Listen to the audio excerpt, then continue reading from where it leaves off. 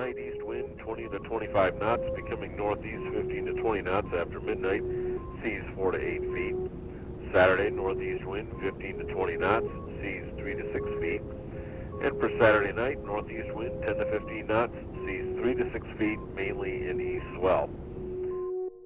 Cape Cod, Massachusetts, a sandy peninsula jutting 70 miles into the North Atlantic. Its fragile coastal landscape is a collection of dunes, drifts, and barrier islands, perpetually shaped by wind and waves. A tourism enclave, Cape Cod boasts some of the most pristine beaches in America. Beginning in October 2002, a series of public meetings were held on Cape Cod. Megan Amsler, Cape and Islands Self-Reliance. Spiro Mitrokostas, Cape Cod Technology Council. Community and business leaders from all over the region were present. Came up about again, where and why Nantucket Sound. They were there to address a firestorm of controversy, polarizing this generally quiet coastal community. My job is education, specifically renewable energy education to the housing work. The subject, a proposal to build the Cape Wind Project, America's first offshore wind farm. 6 miles off the coast of Hyannis, there's an awesome, inexhaustible supply of wind. James Gordon is the president of Cape Wind Associates, the company attempting to build the Cape Wind Project. Unlike gas or oil or coal, which you can truck, barge, or pipe, Mother Nature dictates where you put a wind farm. You have to go where the wind resources are. The proposed location for the project is Horseshoe Shoals, a shallow section of Nantucket Sound. Situated 5 miles off the southern coast of Cape Cod, the shoal lies directly in between the Cape mainland and the islands of Nantucket and Martha's Vineyard. So we researched that site for a long time, and we found that it was an optimal site to produce electricity because primarily Horseshoe Shoal is a very shallow area. A lot of boats avoid Horseshoe Shoal because it's so shallow. It's protected, so there aren't very treacherous sea conditions out there like you'd find in the open ocean. And it has reasonable proximity to the Cape mainland. These aerial shots are from the only large-scale wind facility in the world, located off the coast of Denmark. The $700 million Cape Wind Project calls for 130 turbines, similar to those seen here, spaced out over an area of 24 square miles. These massive turbines will tower 426 feet above the Sound, with a total wingspan of 328 feet. The 420 megawatt facility could become Cape Cod's primary energy source, supplying 3/4 of the energy needs for the region's 250,000 year-round residents. Environmental degradation, and I believe this will cause environmental degradation, in the name of environmental protection is ludicrous to me. Isaac Rosen is the executive director of the Alliance to Protect Nantucket Sound, the citizen organization campaigning against the Cape Wind Project. Yeah, the Alliance started last fall, about a year ago, when it became clear that this project was real. We started seeing folks in suits throwing around a lot of money. Most people then thought that it was ridiculous. No one would dare industrialize Nantucket Sound. The Alliance believes that a facility of this scope will have an adverse effect on both the ecosystem in the Sound and the economy of the surrounding communities. According to Rosen, the Cape Wind proposal is an example of a private developer attempting to profit from a public resource.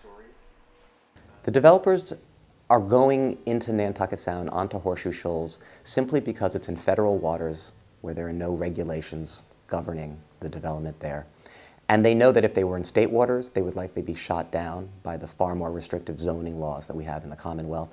And they certainly wouldn't want to do it on land because it they would be hard-pressed to get permitted 40-story skyscrapers on Cape Cod. And even if they were, then they would have to pay property taxes, which they don't want to do. Does this offshore wind project pose a direct threat to the economy of Cape Cod and the ecology of Nantucket Sound? Or is the Cape Wind Project an ambitious step towards shifting some of our country's power supply from polluting fossil fuels to renewable wind energy? The first question everybody asks is why? Why would we even consider this? And the reason is that there is a lot of wind off the coast of Massachusetts. For centuries, windmills have been used to harness the energy of the wind to grind corn or pump water. The modern wind turbine was largely developed in the United States in the 1970s to convert wind energy into electricity. But these turbines proved too expensive and interest in the technology dwindled. But Danish and German engineers reinvigorated this age-old technology.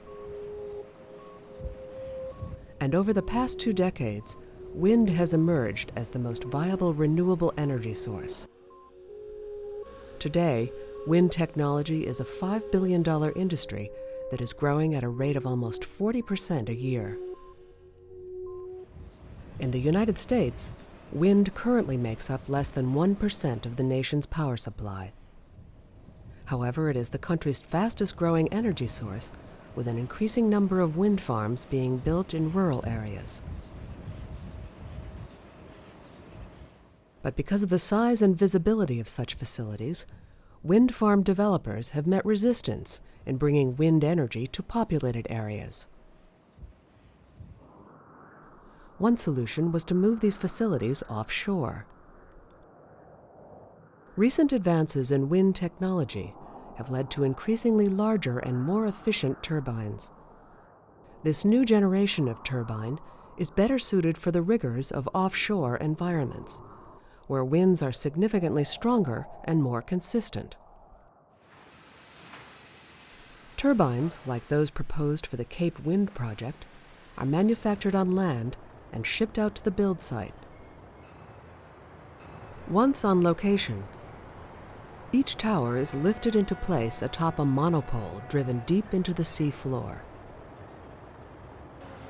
Next, the nacelle, or the heart of the turbine, is hoisted onto the tower, followed by the blades. Once the turbines are operational, they are monitored and managed from a single control room on shore. The offshore facility at Horns Rev is located 8 miles off the west coast of Denmark. Built in part by the Danish government and the energy company Elsam, the facility's 80 turbines currently generate about 2% of the country's energy needs.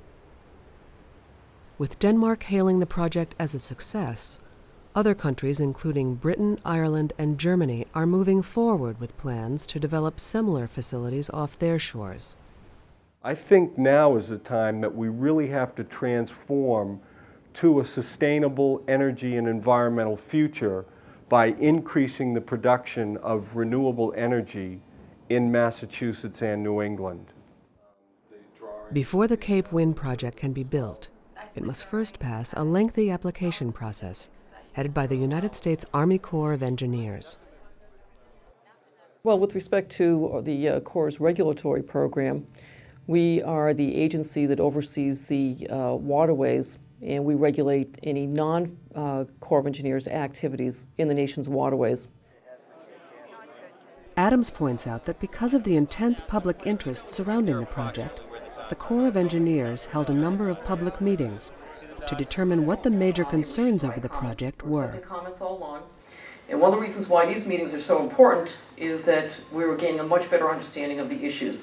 Shortly after we received the application, in November of 2001, we realized that this project was very different from anything that we've seen before, and the fact that it would be precedent-setting played a lot in the decision to do an EIS. The Environmental Impact Statement, or EIS, is an analysis of the possible environmental impacts of the wind farm. Because of the scope of the project, The Corps of Engineers is working with 17 other federal, state, and local agencies in evaluating the project. We are in a federal environmental impact statement as well as a Massachusetts environmental impact report under the National Environmental Policy Act, so that there is a clear roadmap and precedent on how to permit structures in the navigable waters, and we're following that.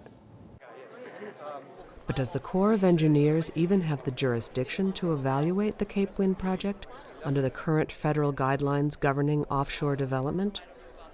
Many, including the Alliance, do not think so. Because Congress has not authorized such a use for the ocean, that the Army Corps of Engineers is basically left dangling all by itself. So not only do we consider that to represent kind of a gross inadequacy in that it just basically condones the illegal land grab of Nantucket Sound, but it also puts the Army Corps of Engineers in an awkward position of having to regulate something that I think it probably doesn't want to.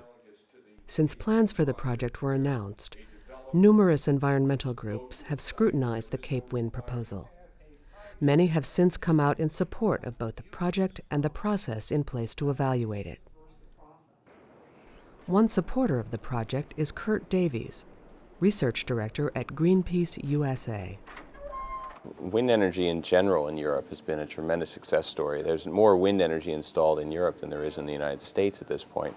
And one analogy, Germany alone has more wind energy installed than the U.S., and North Dakota has more wind potential than Germany, North Dakota alone. So we're behind the curve. We're losing the race on clean energy. Davies views wind energy as the most promising means to offset some of the 2.5 billion tons of pollution emitted by fossil fuel plants each year.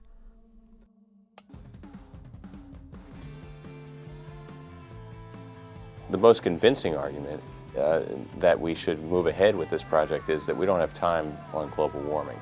We're late, and we have to do everything we can yesterday to install clean, green, renewable energy that does not emit greenhouse gases and helps to wean us off of fossil fuels.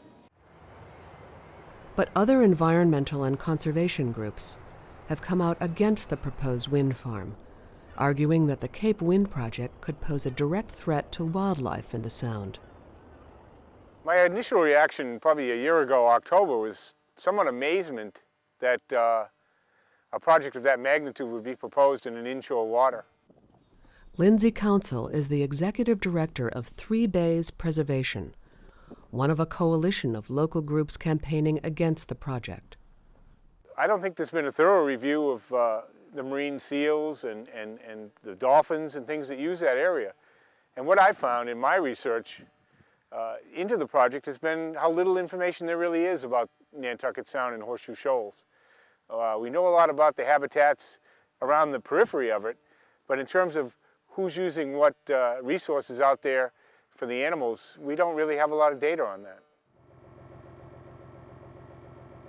Also voicing concern are Cape Cod's commercial fishermen. Numbering in the hundreds, this close-knit group believes that no one understands what is best for Nantucket Sound better than the anglers who fish its waters. Ernie Eldridge is a weir fisherman whose family has been fishing the waters of Cape Cod for 12 generations. Well, we fish for squid and mackerel, scup, fluke, sea bass.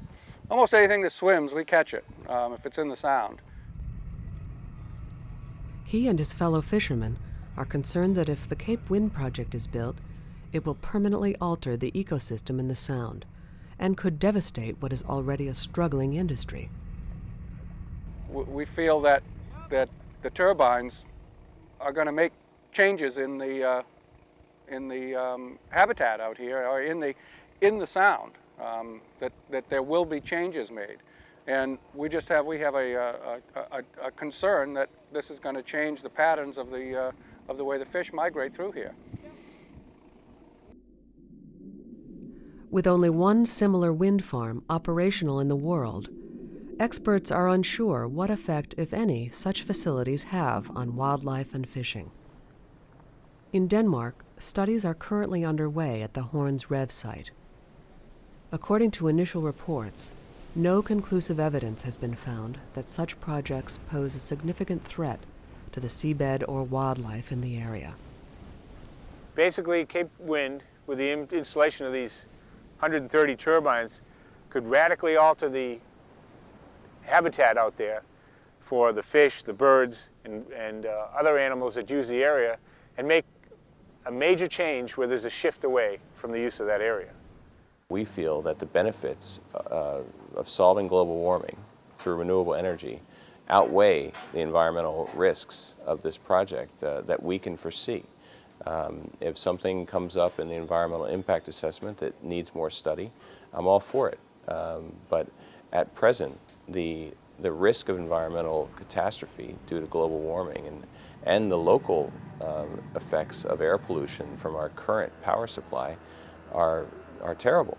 And we have to do everything we can on the side of clean power to prevent those impacts. Back on land, a growing concern for the region's largest industry is also stirring debate. Cape Cod's unusual geography and strategic location has made it one of the top 10 tourist destinations in America, attracting an estimated 6 million visitors to the region each summer. My guests cannot believe that there is an organization or a company that would like to do this to Cape Cod's natural resources. Alice Fardy owns and operates the Ocean View Motel. Located on Craigville Beach, the motel overlooks the proposed location of the wind farm. So it's going to take up 28 square miles. They're going to be staggered, so from this location looking out, it's going to pretty much look like a fence out there. Fardy believes that the sight of 130 wind turbines will destroy the natural landscape of the Sound and drive visitors away from Cape Cod. These simulations, made for Cape Wind, depict what they believe the view of the facility will be from various sites on Cape Cod, Nantucket, and Martha's Vineyard. If somebody were standing on the beach and looking out on the horizon and they wanted to understand what the visual impact of the wind turbine will be, this is what it would be. This is approximately 7 miles, and that represents Hyannis. And you can see that the wind turbine looks like a tiny mast, and it's less than 1/2 inch off the horizon. They're trying to protect a natural resource, but in the same token, they're destroying another natural resource. I haven't heard anybody on Cape Cod that is against clean energy. Everybody I've talked to, we would love clean energy. We just don't want it in our most valuable natural resource that brings people to the Cape to sustain us, to give us some income. In April 2003, unions and marine trade organizations held a rally in support of the Cape Wind project on the steps of the Massachusetts State House. These groups are hopeful that the wind farm will bring scores of new jobs to the Cape. The prospect of clean, renewable energy, coupled with the potential for new jobs, convinced Matthew Patrick, a state representative from Cape Cod, to come out early in support of the Cape Wind project. A lot of critics, a lot of people in my district have criticized this because they're afraid of the way it's going to look. It's 5 miles away from the nearest habitation. If we start eliminating projects because people are afraid of the way they're going to look when they're 5 miles away, we're not going to have any wind farms, any wind farms in New England. Companies like Shell Oil and British Petroleum have said that by the year 2030, 30% of the world's electricity will come from wind turbines. I think it's the next boom in technology that's going to drive the economies of, hopefully, our nation and probably the world. Large corporations like General Electric are buying into renewable wind technology. Patrick argues that the Cape Wind Project could bolster the economy of the Cape and catapult the region to the forefront of the offshore wind industry. We could be training students to fill those niches of all those jobs that are going to be needed to maintain them, to site them, to manage that electricity. But not every politician with ties to Cape Cod supports the wind farm. U.S. Congressman William Delahunt, whose district includes Cape Cod, is campaigning for a moratorium on the development of offshore wind facilities, stating in a 2003 press release that the current regulatory scheme is not up to the task of defending the public interest in our precious ocean resources.